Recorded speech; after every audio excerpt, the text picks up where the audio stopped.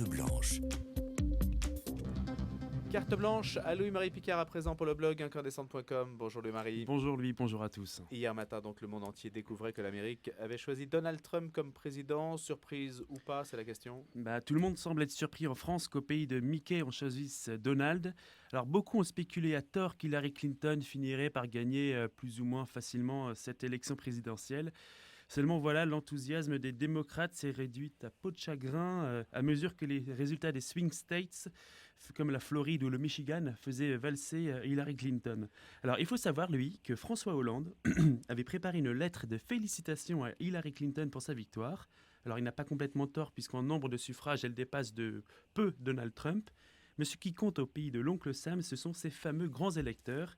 Et alors ce matin, en exclusivité pour Radio Notre-Dame, voici la lettre de félicitations de François Hollande. Ouais, je suis impatient. Alors je vais vous la dire. Alors voici le contenu. Alors chère cousine, parce qu'il faut savoir qu'ils sont cousins au 23e degré, ça remonte à longtemps. Où est-ce que vous avez trouvé ça? Ah oui, alors c'est les médias qui ont découvert ça. Alors il dit: je tiens à te féliciter pour ta victoire historique comme première femme présidente des États-Unis d'Amérique. Ce que tu as fait, aucune femme candidate en France ne l'a fait. Mon ex-compagne en sait quelque chose. Alors en même temps, j'ai toujours cru en toi, surtout quand j'ai vu que dans les sondages réalisés à Brooklyn et à Manhattan, tu trustais 95% des votes, ce qui me laisse rêveur. Alors je me dis aussi que les rednecks du Midwest ou du Texas qui ne savent pas placer la ville de Tulle sur une carte ne vont pas non plus se déplacer pour voter pour l'autre mania à la mèche improbable, n'ayant aucune expérience politique, contrairement à toi et moi. Alors voilà pourquoi ta victoire était inéluctable. Encore toutes mes félicitations.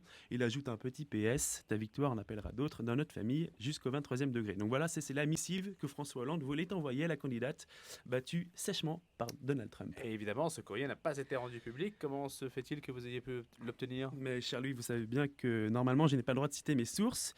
Mais rassurez-vous, je ne suis pas un lanceur d'alerte, je ne suis pas aussi informé que la NSA, sinon j'aurais eu le contenu de cette lettre avant même qu'elle soit écrite. Alors la méthode, elle est simple, c'est ce qu'ont fait tous les instituts de sondage, c'est l'anticipation et la télépathie. L'un ne va pas sans l'autre. Alors le problème, c'est que les instituts de sondage se sont tous trompés dans leurs spéculations.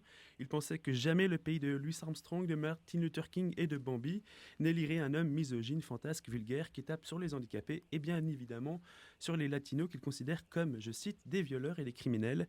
Et pourtant, c'est précisément ce qui s'est passé. Alors évidemment, les leçons à tirer de cette élection. J'en vois trois, lui. La première, c'est que c'est Hillary Clinton, pourtant rompue aux élections présidentielles, qui a perdu piteusement cette élection. La deuxième, c'est que contrairement à Joe Dassin, en matière d'Amérique, ce n'est pas parce qu'on veut l'avoir qu'on l'aura. Enfin, combien même les électeurs sont sur écoute, on l'a vu avec Snowden, tous ne sont pas écoutés.